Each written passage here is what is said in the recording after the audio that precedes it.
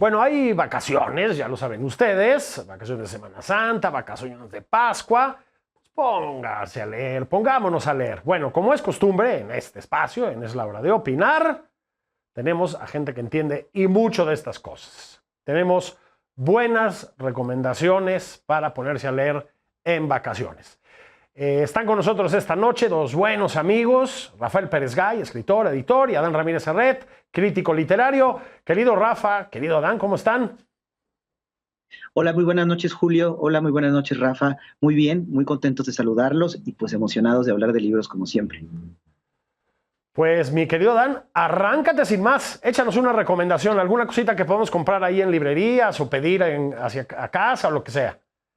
Pues fíjate, ahora que vienen las vacaciones se me ocurre esta novela maravillosa de Javier Marías, Tomás Nevinson, en Alfaguara, por muchas razones. La primera, para quien no conozca a Javier Marías, introducirse a él, que es un autor en verdad grande, con una consolidación de estilo potente, puedo decir, sin ningún problema, que me recuerda mucho a Nabokov, como estas voces que reúnen todo, ¿no? Que tienen sentido del humor, que tienen también un sentido de hablar de la naturaleza humana, que también son terribles, son profundos, reúnen como una gama muy grande de tonos, y en esta novela, que no es precisamente una secuela ni una continuación de ninguna otra obra, aparece un personaje anterior, de la novela anterior de Javier Marías, que es Berta Isla, pero la novela está contada por Tomás Nevinson. Que ¿quién es Tomás Nevinson? Tomás Nevinson es una persona de ascendencia tanto inglesa como española, y fue un sicario de estos a los James Bond, elegante. Es un hombre que estudió en Oxford, que de este sentido del humor que tiene siempre sarcástico de Javier Marías. Es un poco Javier Marías de alguna forma, pero con la profesión de ser sicario. Entonces él está retirado, está ya con su esposa después de haber tenido una vida completamente itinerante, y a manera de chantaje, a manera de último favor, le dicen que tiene que buscar a 3 terroristas mujeres que pertenecieron a ETA, y debe saber cuál de ellas es, quién es la terrorista, y asesinarla. Entonces, a partir de aquí aparece un problema ético que lo hace Javier Marías de una forma magistral, y es cómo personas que somos completamente pacíficas, que creemos en la paz, que creemos en un Estado de Derecho, en algún momento de nuestras vidas sí decimos, maten a esa persona. Cuando un terrorista, por ejemplo, es juzgado, cuando una persona trae un arma en la calle, todos decimos, mátenlo, ¿no? Entonces, es sicario estudioso de Oxford, que se va a un pequeño pueblito de España a buscar a estas mujeres, pues se pregunta, y una vez que descubra quién de ellas es, ¿debo matarla o no? Entonces, está contada con una maestría esta novela, a pesar de tener muchas páginas, no es larga, y creo que tenemos esto que no abunda y que sigue siendo muy importante, que es la gran literatura, ¿no? Es lo que decía al principio, un estilo consolidado, donde aparece todo, ¿no? Es erótica, tiene humor, es culta, es frívola, y creo que eso pocos autores lo pueden dar ahorita. Yo pensaría también en John Banville, que es uno de estos autores que me encantan, y sin duda Javier Marías en este libro, que además con humor nos plantea un problema ético que en realidad yo creo que en México, por ejemplo, nos es escalofriante. ¿Qué vamos a hacer con toda esta violencia? ¿Qué vamos a hacer con todos estos sicarios? ¿Qué vamos a hacer con toda la gente que ha asesinado, que ha torturado? ¿Debemos condenarlos, castigarlos sin escucharlos jamás, o tenemos que pensar si continuamos con la violencia o qué vamos a hacer? Entonces me parece una novela escrita desde España, de Javier Marías, consolidado en su estilo puro, pero que dialoga con temas que para países como México, que estamos destruidos por la violencia, nos hace reflexionar mucho, además que es un deleite leerlo, como decía. Repítanos la ficha bibliográfica, por favor, don Adán. Javier Marías. Tomás Nevinson, que es el nombre del narrador del personaje, en Alfaguara. En Alfaguara. Mi querido Rafa, ¿cómo estás? ¿Qué te traes entre manos? Julio, ¿cómo estás? Me da mucho gusto saludarte. ¿Qué tal, Adán? ¿Cómo están? Miren, traigo aquí un libro que se ha publicado o que ha llegado ya a México.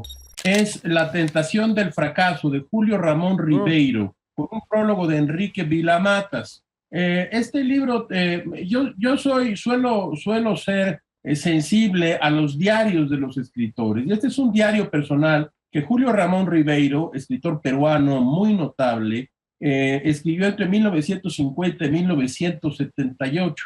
Este diario nos va contando la formación del escritor. ¿Qué son los diarios? Los diarios son novelas de la vida. ¿Qué se puede encontrar en un diario? En un diario se puede encontrar las pasiones, las decepciones amorosas, la formación del gusto, las ciudades, los viajes, todos y cada uno de esos momentos que van construyendo nuestra personalidad y nuestro carácter. Tienen para mí los diarios una ventaja en tiempos en los cuales el fragmento, digamos, de alguna forma se ha impuesto, tienen esta ventaja. Usted lo abre y va leyendo, puede decidir leer algunos años, puede decidir leer otros, puede decidir, por ejemplo, leer La juventud de Julio Ramón Ribeiro. ¿Qué ha escrito Julio Ramón Ribeiro? Bueno, para empezar, es un grandísimo cuentista peruano, también novelista. Siempre se le reprochó a la industria editorial que no formara parte él de lo que se llamó el boom latinoamericano. Sí.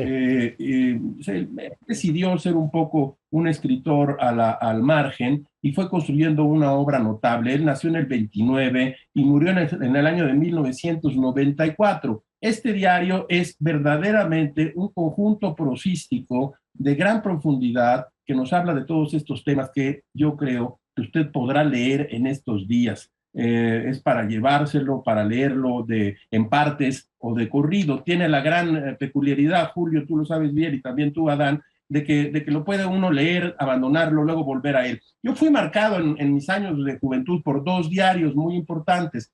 Uno, el diario de Paul Léotot, que es de incidencias literarias, el escritor francés, y otro, el famosísimo diario de los hermanos Goncourt. Y cada vez que topo con un buen diario, me sabe muy bien, lo voy leyendo, sobre todo cuando pasa uno por esos tiempos en que la lectura se vuelve un problema de concentración. Yo no sé si a ustedes les ha ocurrido. Bueno, cuando les ocurra esto, que cuando las novelas les cansen, cuando los cuentos los lean uno tras otro, vayan al diario. Son incidencias literarias que van a estar y que son notables y que muy probablemente le van a usted a incitar a escribir algunas páginas de su propia vida. Julio Ramón Ribeiro, La tentación del fracaso, prólogo de Enrique Vilamatas, publicado por Seix Barral, Julio y Adán. Está ya en librerías. Fíjate, Rafa, decías que pues ha sido como muy polémico el hecho de que luego no lo metan en la nómina del boom latinoamericano a Ribeiro, ¿no? Bueno, ha estado muy cerca además del boom latinoamericano. Su relación con Vargas Llosa, por ejemplo, pues fue una relación muy complicada. Vargas Llosa siempre lo ha recomendado, particularmente como cuentista, pero luego tuvieron sus tironeos políticos también. Aparece por ahí Ribeiro en El pez en el agua, si recuerdo bien. Y aquí en estos diarios aparece Vargas Llosa, y tú tienes razón, es un tipo de relación en la cual hay simpatía, hay empatía, pero también diferencias políticas, y al fin y al cabo el crecimiento del personaje político, literario y comercial que es Vargas Llosa ante la presencia de Julio Ramón Ribeiro, que cada vez que no lo metían en una antología decía: me salvé de la redada, voy ganando. Me encanta esta recomendación de Rafa. Creo que es un autor imprescindible y no sé, díganme ustedes, Rafa y Julio, me parece que Eli Vargas Llosa ha sido los últimos de esta generación, aunque no perteneció precisamente al boom Julio Ramón Ribeiro, que siguen vivos, ¿no? Y creo que me encantan los diarios también, porque es el único lugar quizás para las personas que no escriban o que no escribamos donde podemos estar en el mismo lugar que los autores, ¿no? Porque un cuento, una novela, un poema requiere de un artificio, de un lenguaje muy particular o de una formación, mientras que el diario quizás es la primera recomendación, incluso no solo cuando quieres escribir, sino cuando quieres conocerte o desconocerte a ti mismo, y dicen mucho que los diarios siempre están escritos para nuestro yo del futuro. Entonces, ahora pensando en este autor tan célebre, bueno, y tan virtuoso como Julio Ramón Ribeiro, creo que resulta apasionante y se me antoja muchísimo leer estos diarios. Fíjense que ya que estamos, me meto así descaradamente, sin ningún tipo de pudor. Hay un libro reciente de una autora que yo creo que es dispareja, pero que luego tiene libros que están realmente muy bien, que es Rosa Montero, ¿no? Una de las autoras españolas más leídas en las últimas décadas, o de las autoras en lengua española más leídas en las últimas décadas. Bueno, este libro que es nuevecito, se llama El peligro de estar cuerda. No sé si ya lo leyeron. Es un libro que va... Yo diría que es un libro ensayístico. Estarán ustedes de acuerdo que el ensayo es ese género en el que cabe más o menos todo, ¿no?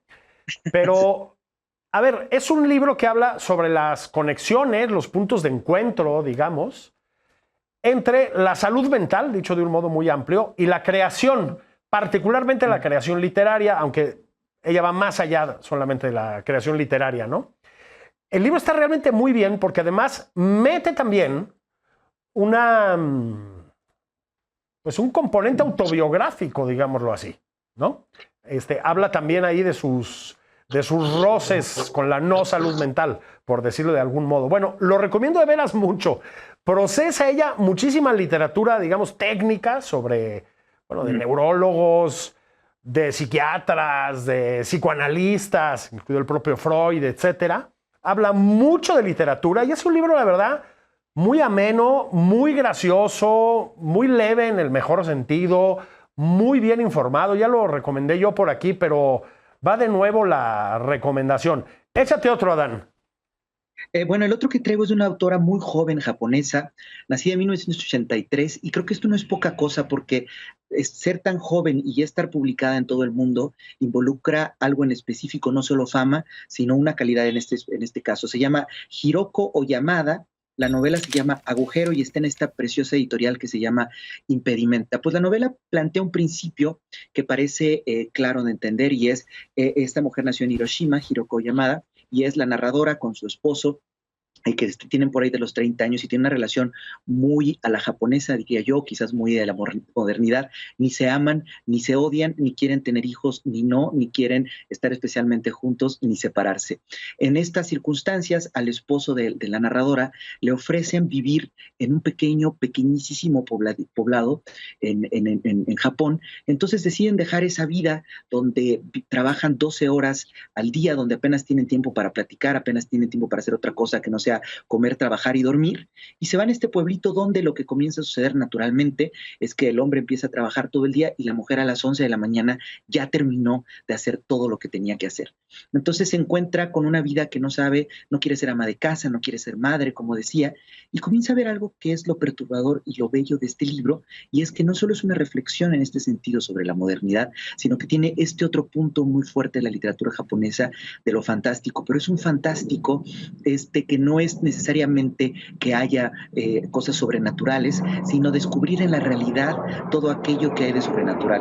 Como en Lewis Carroll, en la Alicia en el País de las Maravillas de Lewis Carroll, esta mujer, joven mujer, va caminando por el pueblo, va a una tienda a hacer un depósito y de repente cae un hoyo por andar siguiendo un animal. Ella ve un animal que no es ni un perro, ni un conejo, ni otro animal de Japón característico de allí. Lo sigue, cae un hoyo y a partir de allí su vida cambia. Empieza a descubrir que el mundo es muy extraño, por ejemplo, que el abuelo de su esposo riega incluso aunque esté lloviendo, que si se mete por ciertos vericuetos hay personajes de la familia de las que nadie habla, y entonces es esta cosa que comienza a ser tan perturbadora y que decía lo maravilloso de este libro, que además está escrito, son más de 160 páginas, es que le da ese giro que tienen muchas veces los cuentos, que tienen estas cosas de la realidad, que no es que vaya a haber fantasmas al otro lado de la puerta, no es que vayan a venir zombies, sino que vas a descubrir lo extraño que es el día a día y sobre todo ese cosa extraña que es la cotidianidad, y con personajes en ese otro lado del mundo que son Japón,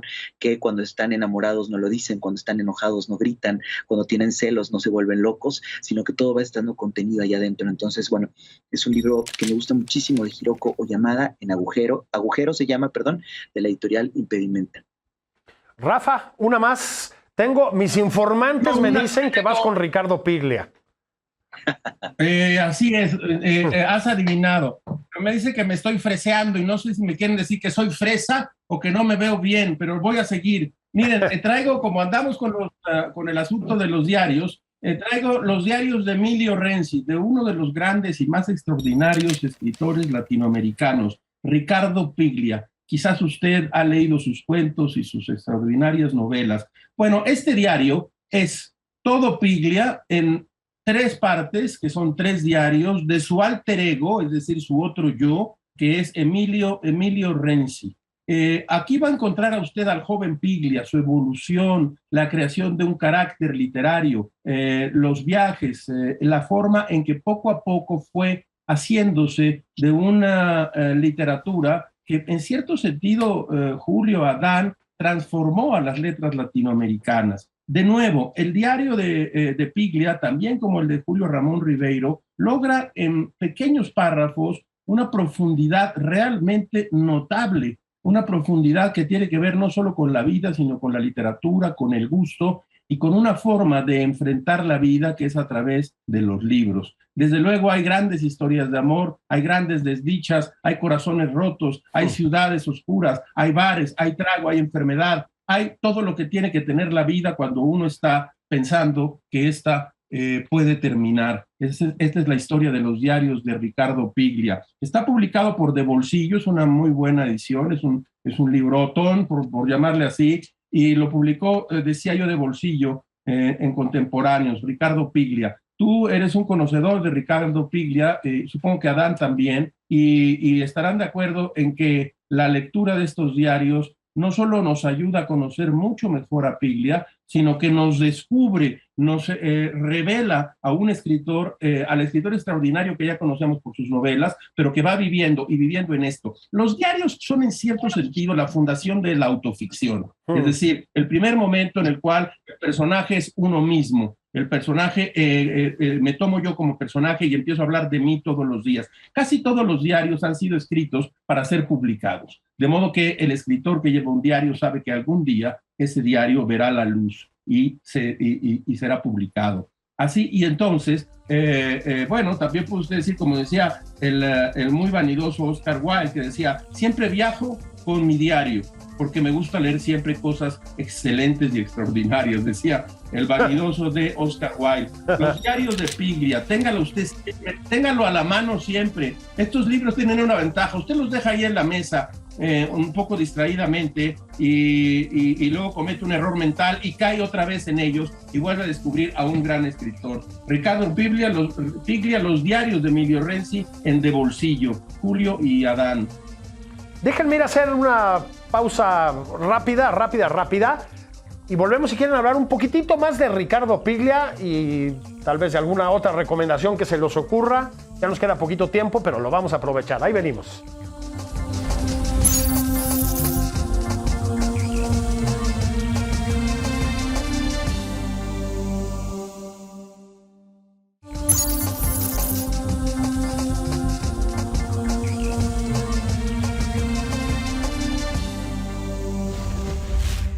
Estamos de regreso con Rafael Pérez Gay, con Adán Ramírez Serret. Estamos hablando de libros, recomendaciones de lecturas para las vacaciones de Semana Santa, para las de Pascua, si las tienen ustedes, si son de esos afortunados.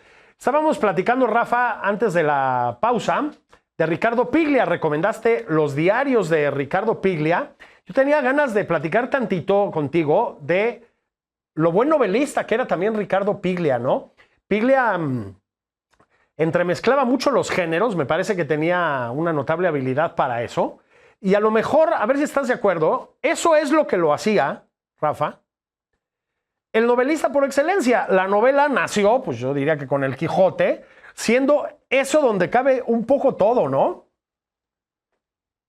Yo estoy completamente de acuerdo contigo y soy precisamente afín a esa literatura. Y trato de algún modo de ejercerla. Por fortuna, bueno, yo y ya muchos escritores han acabado con el falso dilema de periodismo, literatura, ensayo, crónica. Bien puesto, bien escrito y bien narrado, todo puede caber, todo puede entrar en una novela. Y es lo que hacía Piglia. Piglia iba, tú vas leyendo las novelas de Piglia, de pronto estás puesto en una ficción, de pronto estás en una crónica urbana, de pronto estás en un thriller, de pronto estás en un escenario que combina distintos géneros. Así logró Piglia la creación casi de un género que es el género Piglia, en donde todo está puesto, y lo hizo con extraordinario talento narrativo y con gran inteligencia para ir levantando una obra que yo creo que hoy, en este momento, es una de las más importantes obras narrativas de América Latina. No tengo la menor duda. Fíjate, Adán, a propósito de Piglia, al que evidentemente has leído también muy bien, a Piglia le gustaba mucho el género policíaco, ¿no? Luego hablaba de literatura policíaca en sus novelas, o le daba, digamos así, pues una esencia policíaca a sus novelas. Eso lo comparte con Marías también.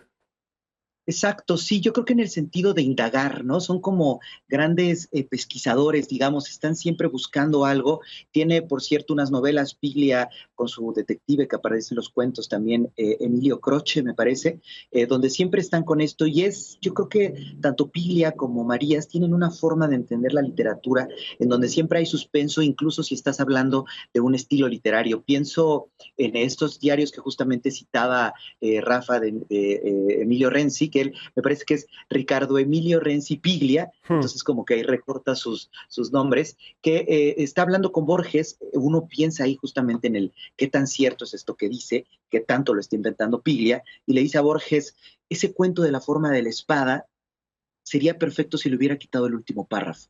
Le dice Piglia a Borges, y Borges le dice, el problema es que ya estás leyendo como escritor, y te voy a decir algo, en el mejor de los casos harás algo parecido a mí, pero nunca diferente a mí. Creo que Piglia es un gran lector desde adentro de la realidad de la escritura argentina. Digamos, el Buenos Aires de Piglia no es el Buenos Aires que conoce un turista, sino es el Buenos Aires que está en los cuentos de Borges. Eso es fantástico de Piglia, y además Piglia, perdón que yo me apasioné con Borges en este sentido, que bueno, también Marías y Borges y Piglia comparten eso de hacer del cuento y de la erudición, una ficción policíaca. Lo que hace Piglia, que comparte con Borges, es hacer siempre de la historia una ficción, y no se sabe, como decía Rafa, dónde empieza una y dónde termina la otra. Rafa, para rematar la sesión, una última recomendación, así en un minutito. Tengo un libro aquí que a mí me gusta mucho, que yo recomiendo, que está publicado por Paidós. Jean-Bertrand Pontalis, Al margen de las noches. Otra vez los fragmentos. Es un libro de sueños. Pontalis es un escritor francés, psicoanalista y filósofo, alumno de Merleau-Ponty y de Jean-Paul Sartre, ni más ni menos. Y todavía vive, es un viejo escritor, y este libro de sueños, para seguir en la línea que nos acaba de decir Adán, se junta con Borges, el libro de los sueños de Borges. Borges era un hombre de sueños y era un hombre que escribía de sueños y producía sueños. Jean-Bertrand Pontalis, Al margen de las noches, es un libro breve publicado por la editorial Geriza. Es muy importante este libro si habla usted de sueños, si ha escrito usted sus sueños, este libro de Pontalis le va a encantar. Son breves notas y breves cuentos de sueños. Muchas gracias, Rafa. Adán, en 49 segundos y medio, una última.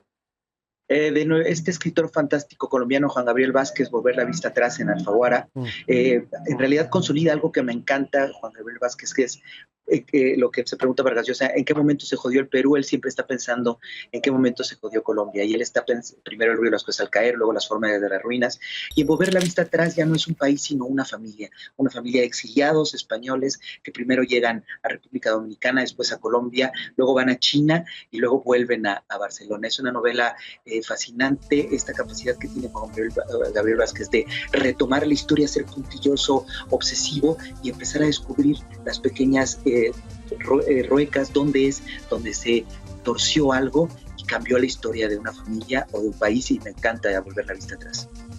Muy buenas recomendaciones, Rafa, Adán, Rafa, muchas gracias. Un abrazo grande, disfruten las vacaciones. Chao, buenas muchas noches, gracias. Un abrazo a los dos. Bueno, pues aquí terminamos por hoy. Muchas gracias por haber estado aquí con nosotros. A nombre de Leo Zuckerman, ya saben que es el jefazo de este espacio, les deseo muy buenas noches. Soy Julio Patán. Nos vemos a la siguiente. Un abrazote.